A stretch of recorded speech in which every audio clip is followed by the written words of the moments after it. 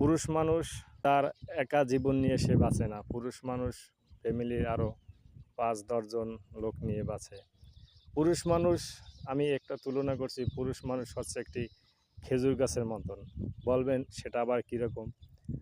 সেটা হলো, একটা খেজুর গাছ মাঠের এক কোণায় লাগাইয়ে রাখেন বা সে নিজে নিজেই একটা আঁটি পড়ে বা বিচি পড়ে হয়, কিন্তু তাকে কোনো তার গোড়ায় সার দেওয়া হয় না, পানি দেওয়া হয় না, কোনো যত্ন নেওয়া হয় না। শুধু শীতের মৌসুম আসলেই তাকে কেটে তার শরীরটাকে ক্ষত বিক্ষত করে আমরা রস খাই। যদি একটু রস কম হয় তাহলেই গাছটাকে আমরা পছন্দ করি না, বলে যে গাছটা ভালো না। অথচ আমরা এটা একবারও ভাবলাম না যে তাকে তো আমরা সার দেই নাই, পানি দেই নাই, কোনো যত্ন নেই নাই, তার কাছ থেকে আমরা কীরকম রসের আশা করি।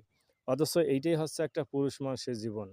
যদি পুরুষ মানুষ সবাইকে যদি ভালো না রাখতে পারে, ভালো কোনো খাবার না দিতে পারে, ভালো যদি কোনো কাপড় না দিতে পারে, তাহলে ওই পুরুষ মানুষ কারো কাছ থেকেই ভালোবাসা আশা করতে পারে না। অর্থাৎ সে ভালোবাসা পায় নাই। এটাই হচ্ছে একটা পুরুষ মানুষের জীবন। তবে আমার এই কথাগুলো যদি কারো জীবনের সাথে মিলে যায়, অবশ্যই আপনারা এটা কমেন্টে জানিয়ে দেবেন। আল্লাহ হাফেজ।